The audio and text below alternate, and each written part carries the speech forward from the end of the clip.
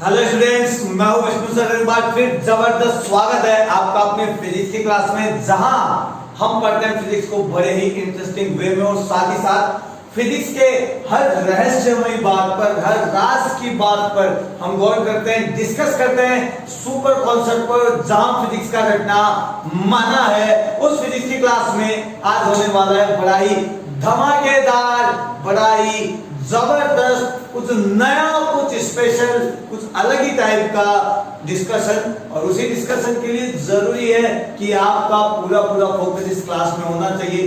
ध्यान कहीं और दिमाग कहीं और, ध्यान कहीं और, दिमाग कहीं और, आंखें कहीं और पूरा का पूरा बॉडी कहीं और हो तो आदमी कभी सक्सेस को नहीं छू सकता है। तो बेटा सामने मोबाइल के या लैपटॉप के सामने बैठकर क्लास अटेंड करने से ही कुछ नहीं होने वाला, आपका ध्यान भी पूरा इधर होना चाहिए। यदि ध्यान नहीं है तो समझ जाइए आपके मार्किंग में नहीं आने वाली।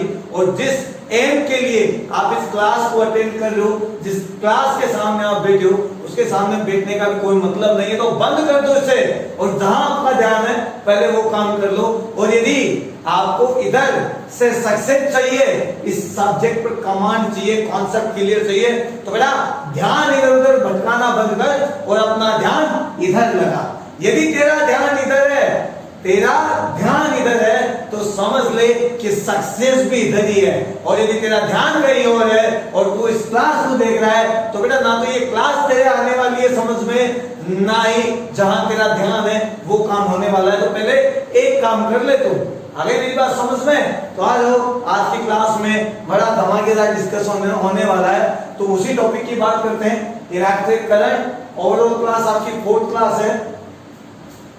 12th class NEET IIT JEE NTSC इन सभी एग्जाम्स में आने वाले कॉन्सेप्ट क्वेश्चंस पर हम डिस्कस करने वाले। तो आज का हमारा टॉपिक रहेगा carbon resistance and colour code. बड़ा आसान सा है, बहुत सारे स्टूडेंट्स को आता भी है यदि उनके कॉन्सेप्ट क्लियर है तो, अदरवाइज सभी स्टूडेंट्स रट कर जाते हैं। और ये टेबल मैंने पहले ही बना दी है यहाँ पर, क्योंकि इससे रिलेटेड जो भी क्वेश्चन निकलेगा वो आपको क्लास 12 की आपकी बोर्ड एग्जामिनेशन है, उसके अलावा नीट आईआईटी जेईई एनटीएससी के अलावा एयरफोर्स नेवी इंडियन रेलवे, जहां पर भी फिजिक्स का जिक्र होगा वहां पर ये क्वेश्चंस आएगा। इससे रिलेटेड, कॉन्सेप्ट से रिलेटेड क्वेश्चन जरूर पूछा जाएगा। और ये भी 100% है कि आप छोड़कर आएंगे।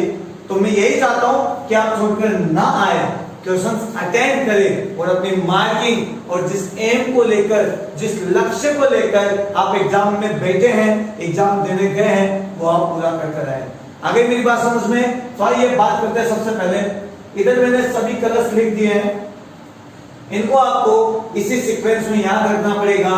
तो याद रखने के लिए मैं आपको बता देता हूं। देखो, इसका first letter B R O Y, BB Roy याद कर सकता हूं मैं इससे, BB Roy Great Britain very good work. यहां से आप ये सीक्वेंस बनाते हुए ये कलर्स का सीक्वेंस याद कर सकते हैं। उसके बाद गोल्डन, सिल्वर और नो कलर रहेगा, तो आप आसानी से टेबल बना पाएंगे। B B Roy Great Britain very good work, बड़ा आसान है, ठीक है। बस आपको एक बार पढ़ना पड़ेगा, B B Roy Great Britain very good work, B B Roy Great Britain very good work. तब जाके समझ लेना कि आप एक बार कलर्स का सीक्वेंस याद हो गया तो इस टाइप से जो भी क्वेश्चंस आएंगे आप आसानी से कर लेंगे। बट जरूरी है ये सीक्वेंस याद करना, क्योंकि यदि ये सीक्वेंस इधर उधर हो गया तो समझ लेना कि आपका आंसर भी इधर उधर हो गया। और हम तो पहले ही इधर उधर होते होते ही तो एग्जाम में पहुंचते हैं और हमारी मार्किंग भी इधर उधर ही हो जाती है। तो इधर उधर वाला खेल नहीं खेलना है, पूरा सटीक निशाना एकदम बुल आए। देखिए आपने वो एक लाल सा निशान आता है बीच में, वहीं पे निशान लगाना होता है, वहीं पे हमारा निशाना लगना चाहिए, वहीं सबसे हाईएस्ट मार्किंग निकलती है, तो वहीं हमारा निशाना होना चाहिए। वहीं से हमारे कॉन्सेप्ट भी निकलेंगे, मार्किंग भी निकलेगी, और जिस एग्जाम में हम सिलेक्शन के लिए गए वहां पर सिलेक्शन भी लेकर आएंगे, ठीक है। तो आइए बात करते हैं। सबसे पहले आपको ये सीक्वेंस याद करना पड़ेगा, B B Roy Great Britain very good work, B B Roy Great Britain very good work. आसान है, ठीक है। उसके बाद आप याद कर सकते हैं B for black, brown, red, orange, yellow, green, blue, violet, grey and white. मैंने यहाँ पर सब कुछ लिख दिया है, ठीक है। इसके आगे इनके नंबर डालने हैं, तो 0 से स्टार्ट करना है। 0 1 2 3 4 5 6 7 8 9, ओनली 0 से 9 तक चलना है। और फिर जस्ट आगे इसके मल्टीप्लाई है, गुणा है, मतलब 10 की पावर में सब कुछ लिखना है। तो 10 की पावर 0 यानी 1, 10 की पावर 1, 10 की पावर 2, 10 की पावर 3 4 5 6, इस तरह इन्हीं नंबर्स को 10 टू द पावर में लिख देना है, 10 की घात में लिख देना है। नीचे 3 कलर हो रहे हैं, गोल्डन, सिल्वर और नो कलर। नो कलर यानी कोई कलर नहीं रहेगा, वहां पे आपको लगेगा। तो गोल्डन और सिल्वर के लिए 10 टू पावर -1, 10 टू पावर -2, और यहाँ पर सहायता, टॉलरेंस, कितना टॉलरेट कर सकता है वायर, उससे रिलेटेड टॉलरेंस कैपेसिटी यहाँ पर लिखी हुई रहेगी परसेंटेज में 5%, 10% और 20%, जो कि ये लास्ट वाले कलर बताएंगे। अगर मेरी बात समझ में, तो ये टेबल आपको याद होनी चाहिए, आपके बुक में आपको मिल जाएगी। यदि आपको ये नंबर याद है, सीक्वेंस याद है, तो टेबल बनाना आसान है। 0 1 2 3 4 5 6 7 8 9 तक इसका नंबर डाल दीजिए, फिर इन्हीं नंबर्स को आप पावर में लिख दीजिए, ये लिख दी मैंने पावर में। और लास्ट वाले के लिए 10 टू पावर -1, 10 टू पावर -2 देख लीजिए। और टॉलरेंस का अलग ब्लॉक बनेगा जिसमें 5%, 10% और 20% इन 3 कलर के लिए होगा। अब आपके क्वेश्चंस कैसे आएंगे? आपके क्वेश्चंस आएंगे कुछ ऐसे, एक डायग्राम बना होगा या फिर एग्जाम में दिया होगा कि किसी वायर के ऊपर 4 पट्टियां लगी है, 4 कलर स्ट्रिप लगी हुई है, और उन 4 कलर स्ट्रिप का जो सीक्वेंस है, चारों कलर पट्टियों का, 4 रंग पट्टियों का जो सीक्वेंस है वो इस तरीके से लाल लाल, हरा और चांदी जैसा। 4 कलर की पट्टियां बनी हुई है इस पर, और उन पर सीक्वेंस है लाल लाल, हरा और चांदी जैसा।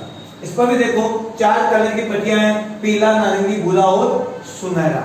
अब आपको इसका रेजिस्टेंस निकालना है, और बड़ा ही आसान है, बस घबराना नहीं है, और जो मैं कहूं उन 3 स्टेप को ध्यान रखना है।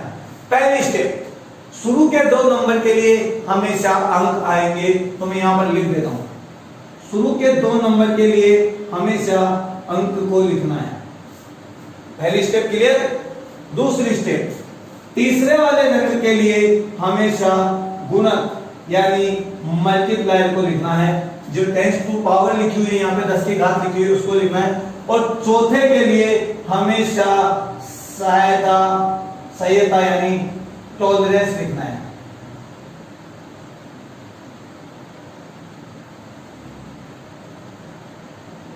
बस सहायता या टॉलरेंस ये लिखना है चौथे के लिए, तीसरे के लिए लिखना है गुणक, और शुरू के 2 के लिए लिखना है अंक। बस इतना लिख दिया, समझ लीजिए कि आपका आंसर आ गया। देखिए कैसे, बड़ा आसान है, बस ध्यान आपका भटकना नहीं चाहिए, ठीक है। लेकिन इससे पहले मैं आपको एक बात और बताऊंगा कि यदि आपने इससे पहले के रिलेटेड जो भी कॉन्सेप्ट मैंने पढ़ाए यदि वो आपसे मिस हो गए, तो बेटा आज बड़ी खराब होने वाली है आपकी क्लास, क्योंकि इस छोटे से टॉपिक के बाद मैं बताने वाला हूं कुछ इंपॉर्टेंट क्वेश्चंस, और वो क्वेश्चंस आपको तभी आएंगे जब आपके कॉन्सेप्ट क्लियर होंगे। कॉन्सेप्ट तभी क्लियर होंगे जब बेटा आपने पूरी क्लास ढंग से अटेंड की हो, आपने पूरा ध्यान इधर लगाया हो, अपने ध्यान को इधर उधर ना भटकाया हो, ठीक है। तो यदि आपने क्लास ज्वाइन नहीं की है तो मैंने डिस्क्रिप्शन में प्लेलिस्ट का लिंक दे रखा है, वहां से आप सभी क्लासेस सीक्वेंस वाइज आप आसानी से पढ़ सकते हैं, तो अटेंड कर लीजिए। यदि आपको फिजिक्स को आसान बनाना है, फिजिक्स के डर का भूत भगाना है, और यदि फिजिक्स को रटना है, तो बेटा मेरे क्लास में आपका कोई काम नहीं, क्योंकि मैं रटना नहीं, सीखना और आसान बनाना सिखाता हूं, ठीक है। तो यदि मेरे साथ चलना है, फिजिक्स को आसान बनाना है, फिजिक्स को चुटकियों में सॉल्व करना है, तो इधर रहना, और यदि केवल रटना है तो फिर मेरे पास आपका कोई इलाज नहीं। आप फालतू में टाइम वेस्ट मत करना, ठीक है, मजे करना, मोबाइल यूज करना, डेटा खर्च करना। आगे मेरी बात समझ रहे हैं। लेकिन फिजिक्स को आसान बनाना है तो पूरा ध्यान देना। मैं गारंटी के साथ कह सकता हूं, 100% श्योर कह सकता हूं कि ये सब्जेक्ट आपका बड़ा आसान हो जाएगा, बट कॉन्सेप्ट पर ध्यान होना चाहिए। अर्जुन की तरह मछली की आंख पे निशाना होना चाहिए, तभी समझना कि हम ये महाभारत जीतेंगे। यदि निशाना चूक गया तो समझ लेना हमारा सिलेक्शन चूक गया, हमारी परसेंटेज चूक गई और जो सपना है वो टूट गया। आगे मेरी बात समझ में? तो आज अगर बात करते हैं, क्योंकि ये सवाल, ये इस टाइप के कॉन्सेप्ट हमेशा आते हैं तो हमें छोड़ना नहीं है, ना ही गलत करना है। तो देखो सबसे बड़ी बात यहाँ पर मैंने बता दिया आपको क्या क्या लिखना है। शुरू के 2 नंबर के लिए अंक लिखना है, तीसरे वाले नंबर के लिए हमेशा गुणक लिखना है, चौथे वाले के लिए टॉलरेंस लिखना है। तो आइए क्वेश्चन देखते हैं। सबसे पहले 2 कलर कौन कौन से हैं? रेड एंड रेड, लाल और लाल। तो लाल कितने नंबर पर है? यहाँ पर लाल देखो 2 नंबर पर है, तो 2 कलर के लिए यहाँ से अंक लेना है। शुरू के 2 के लिए हमेशा नंबर और अंक पर फोकस रखना है। तो लाल का नंबर है 2 और इस लाल का नंबर भी आएगा 2, तो 2 और 2 हो गए 22, 22। आगे बात करते हैं, देखो मल्टीप्लाई, क्योंकि हमें क्या लेना है? गुणक लेना है, तो मतलब गुना में लेना है। आगे देखो हरा, ठीक है, हरा देखो यहाँ पर कितने नंबर पर है? हरा यहाँ पर है 5 नंबर पर है, 0 1 2 3 4 और 5 नंबर पर है। और जब हरा 5 नंबर पर है तो इसका गुणक होगा 10 की घात 5। क्लियर है? लो हरियाली हरियाली हो गई है, हरे हरे की बात हो गई है। अब बात करते हैं चांदी जैसा।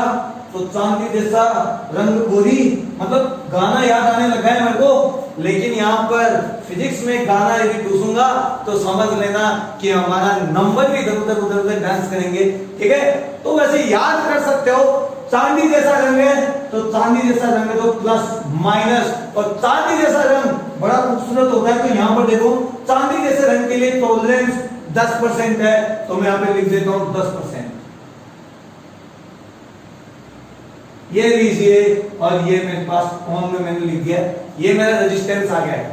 ठीक है, तो कितना आसान है ना? 22 to 10 to power plus minus 10%, ये आपका रेजिस्टेंस हो गया है। यही आपको आंसर में लिखना है। आइए एक बार और देखते हैं। नेक्स्ट क्वेश्चन देखो, 2 कलर है पीला और नारंगी।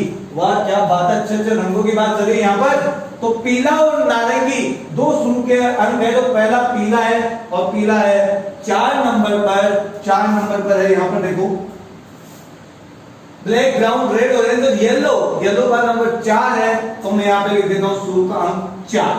फिर उसके बाद नारंगी है, ऑरेंज है, वाह क्या बात है, ऑरेंज। तो ऑरेंज यहाँ पर मुझे मिलेगा यहाँ पर 3 नंबर पर, तो मैं यहाँ पर इसका नंबर लिख देता हूँ 3। और अब मल्टीप्लाई लिखना है, क्योंकि तीसरे कलर के लिए हम गुणक मल्टीप्लाई का यूज करते हैं। तो तीसरा नंबर है भूरा यानी ब्राउन, और ब्राउन हनी सिंह का ब्राउन सॉन्ग याद आ रहा है मुझे, ब्राउनी सॉन्ग है, याद रहना है। मेरे हिसाब से तो हनी सिंह को सबने सुना है।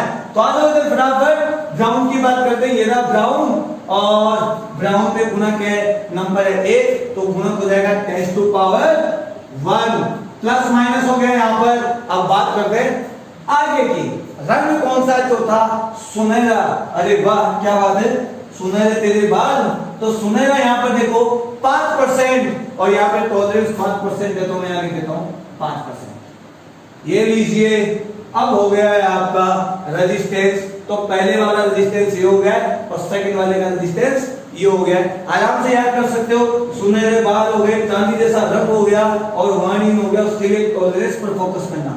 यहाँ पर सहायता ये ध्यान रखना 5%, 10% और 20%, फिर फटाफट आप कर लोगे। आगे मेरी बात समझ में है ना? बड़ा इंटरेस्टिंग है ना, बड़ा मजेदार। तो बेटा ये सवाल, ये कॉन्सेप्ट एग्जाम में जरूर आने वाला है, तो इस पर अपने आप को परफेक्ट बना लेना।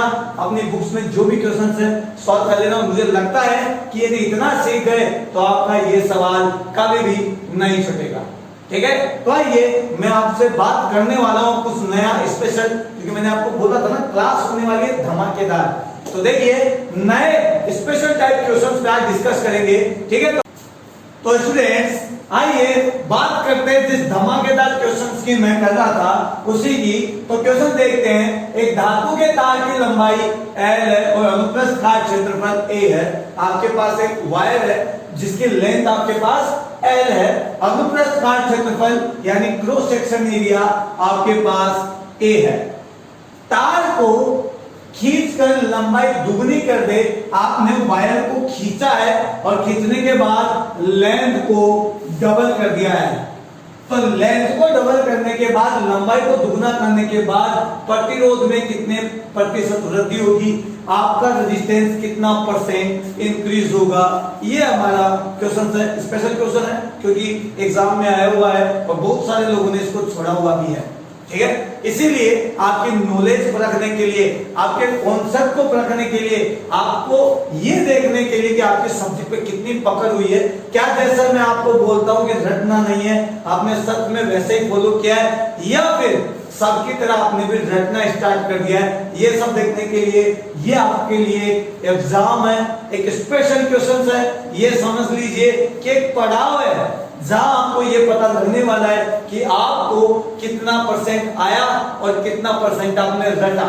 यदि आपने सब कुछ समझा तो समझ लीजिए ये क्वेश्चन आपको सॉल्व करने से कोई नहीं रोक सकता है। लेकिन यदि आपने केवल रटा है, केवल फिजिक्स को रटने में ध्यान लगाया है, मैंने कहा ना अपना ध्यान इधर उधर भटकाया है, क्लास को मजे में लिया है, एंजॉय तो किया लेकिन कभी कॉन्सेप्ट पर अपनी पकड़ नहीं बना पाए, केवल रटने में ध्यान दिया है, तो ये क्वेश्चन आपसे कभी नहीं हो सकता। तो इसका मतलब समझ लेना, एग्जाम में आया हुआ ये क्वेश्चन आपसे छूटेगा ही छूटेगा। तो अपना नॉलेज चेक करिए, फटाफट सॉल्व करिए, आपके पास टाइम बहुत कम है, इतनी देर में तो सॉल्व हो जाना चाहिए था। करो फटाफट करो, मुझे आंसर चाहिए। फटाफट कमेंट बॉक्स में कमेंट करके लिखो कितना आंसर आएगा। आपकी बुक में नहीं है ये क्वेश्चन, फटाफट सॉल्व करो। यदि आपने कॉन्सेप्ट पर ध्यान दिया तो भी हो जाएगा 2 मिनट में। देखता हूं 2 मिनट में आंसर आते हैं नहीं आते। अभी तक कमेंट नहीं आ रहा है, इसका मतलब सॉल्व नहीं हो रहा है, इसका मतलब बच्चों का ध्यान, तुम्हारा ध्यान रखने में ज्यादा है। इससे तो फिजिक्स आसान नहीं बनने वाली बेटा। फिजिक्स को आसान बनाना है, फिजिक्स को आसान बनाना है तो हर छोटी छोटी बात पे ध्यान देना पड़ेगा। ये सुनहरे बाल, चांदी जैसा रंगोली, इन सब पे ध्यान दोगे तो फिर कैसे आपके सॉल्यूशन आएंगे बेटा। तो यदि सॉल्यूशन चाहिए तो ध्यान दो, अपने कॉन्सेप्ट पे ध्यान दो, थोड़ा सा रिमाइंड करो दिमाग को, फिर देखो फटाफट कैसे आंसर आते हैं। कमेंट नहीं आ रहा है अभी तक, कमेंट जल्दी आना चाहिए। आपका टाइम अब हो रहा है, बड़े करीब जा रहे हो टाइम के पास में। ऐसे टाइम खत्म होने लगा है एग्जाम में तो मेरे हिसाब से आपके 2-3 अंडे जरूर मिल जाएंगे आपको, पक्का जरूर 0 मिलेंगे आपको, ठीक है। मुझे लगता नहीं कि आपसे सॉल्व हो पाएगा। चलो मैं करवा देता हूं आपको, ठीक है। नहीं हो रहा है, सवाल नहीं समझ में आ रहा है, पेन अटक गया है, कोई बात नहीं, लास्ट चांस सबकी बार आपके लिए, अपने आप को लास्ट चांस दे दो और समझ लो। रटना नहीं है, समझना है। मन के अंदर जुनून और राग लेके चलोगे और मन में कॉन्फिडेंस लेके चलोगे, रटना बंद करोगे, कॉन्सेप्ट पर ध्यान दोगे तो समझ लेना ये सब्जेक्ट आपके लिए सबसे आसान हो जाएगा। लेकिन यदि इन सबसे उल्टा कर दिया आपने तो समझ लेना सबसे पहले आपके सिलेक्शन में यही सब्जेक्ट आपको धूल चटा कर रख देगा, यही आपके सिलेक्शन को रोक देगा। और फिर मत कहना हमारा फिजिक्स तो थोड़ा ऐसा ही है। अब फिजिक्स ऐसा नहीं था, तूने खुद कर लिया, तूने खुद ने अपना ध्यान इधर उधर कर दिया तो फिजिक्स तो ऐसा होता ही। आगे मेरी बात समझ में, तो अपने लिए लास्ट चांस और दोबारा अब पूरी तैयारी के साथ इधर आ जा, पूरे कॉन्सेप्ट पर ध्यान दे, फिर देख कैसे सॉल्व नहीं होता है। तो बात करते हैं हमारी क्वेश्चन की, ठीक है। अपनी गलतियां सुधार लेना। आइए देखिए, एक धातु के तार की लंबाई L है, अनुप्रस्थ काट क्षेत्रफल A है, तो माना घनत्व यानी डेंसिटी D है, मैंने डेंसिटी ले ली, और स्पेसिफिक रेजिस्टेंस रो मान लेता हूं मैं, विशिष्ट प्रतिरोध।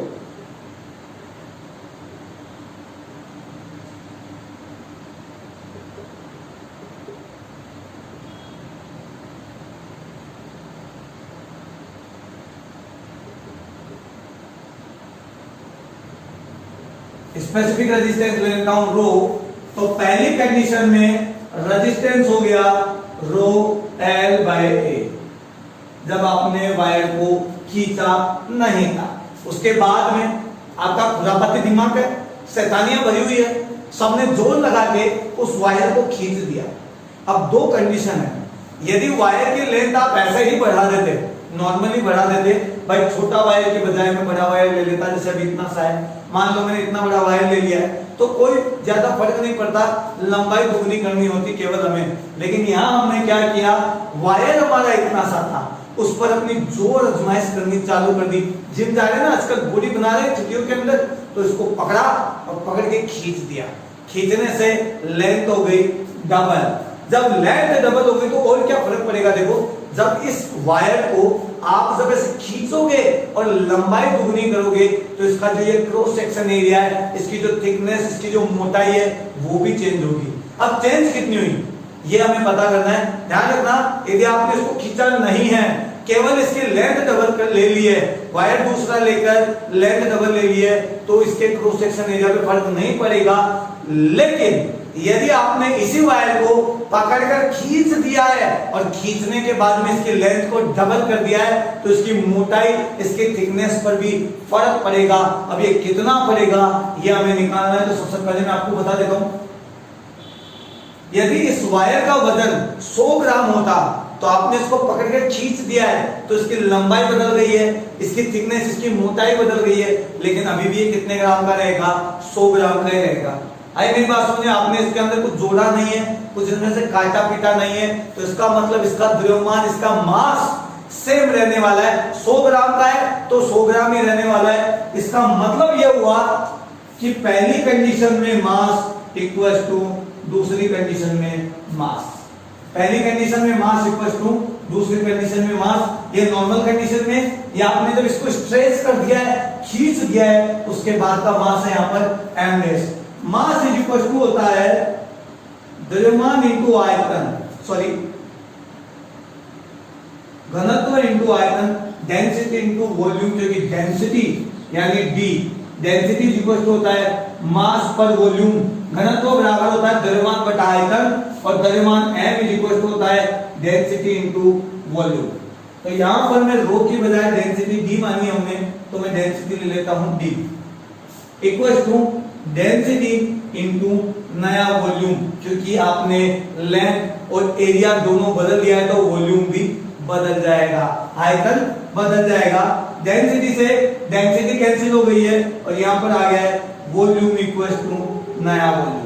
अब वॉल्यूम की बात की जाए तो वॉल्यूम इक्वल टू होता है एरिया इंटू लेंथ, क्योंकि वायर जो है वो सिलेंड्रिकल है, बेलनाकार है, और बेलन का आयतन मैं ले सकता हूं पाई आर स्क्वायर एच, जहां पर पाई आर स्क्वायर एरिया है, एच जहां पर हाइट या लेंथ है। तो यहां पर देखो एरिया इंटू लेंथ, तो एरिया है ए और लेंथ है एल। यहां पर देखो एरिया, नया एरिया इंटू नई लेंथ, जो आपने खींचकर लेंथ बदली है ना, वो नई लेंथ, और खींचने के बाद जो मोटाई बदल गई है, थिकनेस बदल गई है, क्रॉस सेक्शन एरिया बदल गया है, वो ए डैश। तो यहां पर देखो पुराना एरिया इंटू पुरानी लेंथ ए इंटू एल, नया एरिया यानी ए डैश, लेकिन नई लेंथ कितनी है, नई लेंथ हमने खींचने के बाद में लेंथ को डबल कर दिया है, तो पहले वाली लेंथ की डबल है, तो नई लेंथ है पहले वाली लेंथ की डबल, एल से एल को कैंसिल कर दिया है, तो अब की बात ए डैश की वैल्यू आ जाएगी 2 का डिवाइड 2 a/2। इसका मतलब यह हुआ कि आपके खींचने से लेंथ तो डबल हो गई, लंबाई तो दुगनी हो गई है, लेकिन जो इसकी मोटाई है ना बेटा, ये जो क्रॉस सेक्शन एरिया, ये जो वृत्ताकार क्षेत्रफल है, ये अब कम हो गया है। कितना कम हुआ, आधा हो गया है। इसका मतलब ये पहले इतना मोटा था ना, अब ये पतला हो गया है। आपने इसको खींचकर जो लंबा कर दिया है, अपना जोर जो दिखा दिया है इस पर, तो बेटा जाए तो जाए कहां, इस दुखी संसार में इसको जगह कहां है। आपने तो पकड़कर लंबा कर दिया इसको, तो लंबा कर दिया तो क्या क्या बदला, लेंथ बदल गई, डबल लेंथ हो गई, और ये क्रॉस सेक्शन एरिया, इसकी मोटाई यानी थिकनेस यानी अनुप्रस्थ काट क्षेत्रफल, आप कुछ भी कह सकते हैं, ये आधा हो गया है। तो अब नई कंडीशन का रेजिस्टेंस निकालते हैं, R2 और R2 इक्वल होगा रो L बाय A। नई लेंथ है, नया एरिया है, ये क्यों नहीं बदला, ये समझने की बात है। तो मैंने आपको पहले भी बताया था कि विशिष्ट प्रतिरोध यानी रेजिस्टिविटी और स्पेसिफिक रेजिस्टेंस कभी भी एरिया पर या लंबाई पर डिपेंड नहीं करता है, ये डिपेंड करता है टेम्परेचर पर और नेचर ऑफ मटेरियल पर। कि आपका जो मटेरियल है वो चेंज तो नहीं हुआ, या टेम्परेचर तो चेंज नहीं हुआ। और इस सवाल में, इस क्वेश्चन में कहीं भी जिक्र नहीं है कि आपने वायर को चेंज किया है। तो इसका मतलब आपका जो ये रो है, स्पेसिफिक रेजिस्टेंस है, वो सेम रहने वाला है। तो अब देखो R2 की बात करते हैं, R2 इक्वल टू रो, नई लेंथ है 2L, और नया एरिया यहाँ पर है A/2। तो R2 की बात करते हैं हम, ये 2 ऊपर चला जाएगा, इस 2 से मल्टीप्लाई हो जाएगा तो देखो 4 इंटू रो L/A। यही से मैंने सॉल्व कर लिया है। R2 equal to row L/A को हम R1 कह सकते हैं, तो मैं लिख सकता हूं 4R1। तो आपका रेजिस्टेंस पहले वाले रेजिस्टेंस का 4 गुना हो गया है, 4 टाइम रेजिस्टेंस इंक्रीज हुआ है। तो कितनी परसेंटेज चेंज हुआ ये हमें पता करना है। और परसेंटेज चेंज के लिए फॉर्मूला होता है R2 minus R1 divide by R1 into 100। R2 minus R1 divide by R1 into 100। तो R2 की वैल्यू है 4R1 minus R1 divide by R1 into 100। और यहाँ पे बात करें 3R1 divide by R1 into 100, R1 से R1 कैंसिल कर दिया है, तो आपके पास इंक्रीमेंट हो गया है 300%। तो आपने रेजिस्टेंस बढ़ा दिया है 300%। आपका रेजिस्टेंस कितना हो गया है? 4 गुना, पहले वाले से 4 गुना, और इंक्रीमेंट कितना हुआ है? 300%। यदि आपको ये फॉर्मूला याद नहीं आता है तो भी आप आसानी से समझ सकते हैं। देखो आपके पास पहले रेजिस्टेंस था R1, जिसकी वैल्यू मैं मान लेता हूं 1। उसके बाद में आपने लंबाई को बढ़ा दिया, तार को खींच दिया, और खींचने के बाद रेजिस्टेंस हो गया 4R1। इसका मतलब 4 गुना हुआ, इसका मतलब ये हो गया 4। पहले रेजिस्टेंस 1 था, बाद में रेजिस्टेंस आपके पास हो गया 4। कितना बढ़ाया आपने? 3 बढ़ा चुके हो, ठीक है। यदि मैं इसको 100% मानूं तो ये कितना परसेंट होगा? 400%। पहले रेजिस्टेंस 100, तो बाद में कितना? 400। आपने कितना बढ़ाया? 300। 300% रेजिस्टेंस में इंक्रीमेंट हो गया आपके खींचने से, ठीक है। मैंने कहा था ना, सवाल का कॉन्सेप्ट समझ में आना चाहिए, आप सवाल आसानी से कर सकते हैं। मैंने तो इसको बड़ा खोल कर एक एक स्टेप बताई है। यदि आपका कॉन्सेप्ट क्लियर होता तो जितने टाइम में मैं आपसे सॉल्व करवा रहा था उतने टाइम में आप चुटकियों से कर चुके होते। तो यदि आप नहीं कर पाए, इसका मतलब आपके कॉन्सेप्ट क्लियर नहीं है, इसका मतलब आपने रटना स्टार्ट कर रखा है। तो रटना छोड़ और कॉन्सेप्ट पर ध्यान दे, तभी सिलेक्शन होगा। अदरवाइज तेरा सिलेक्शन कोई नहीं करवा सकता, इस फिजिक्स को कोई आसान नहीं बना सकता। तो रटना छोड़ मेरे भाई, आजा बोर्ड पर पूरे जुनून और जोश के साथ मिलकर आग लगाएंगे। कॉन्सेप्ट सिखाऊंगा, तू कॉन्सेप्ट पर ध्यान देना, फिर देख कैसे तेरा सिलेक्शन नहीं होता है, कैसे इस फिजिक्स को आसान नहीं बनाता है, कैसे तेरे फिजिक्स के डर का भूत नहीं भागता है। बट पहले कॉन्सेप्ट तो सीख, ठीक है। तो आज की क्लास में इतना ही होने वाला है। नेक्स्ट क्लास में और ही धमाकेदार होने वाला है, क्योंकि कुछ इंपॉर्टेंट क्वेश्चंस और कुछ इंपॉर्टेंट टॉपिक्स मैं लाने वाला हूं। लगातार 1 बाय 1 क्लास बड़ी मजेदार होने वाली है, तो एक भी क्लास मिस मत करना। और यदि आपको क्लास पसंद आई है तो ज्यादा से ज्यादा लोगों को शेयर करना। तो मिलते हैं नेक्स्ट क्लास में, जब तक के लिए जय हिंद, जय भारत।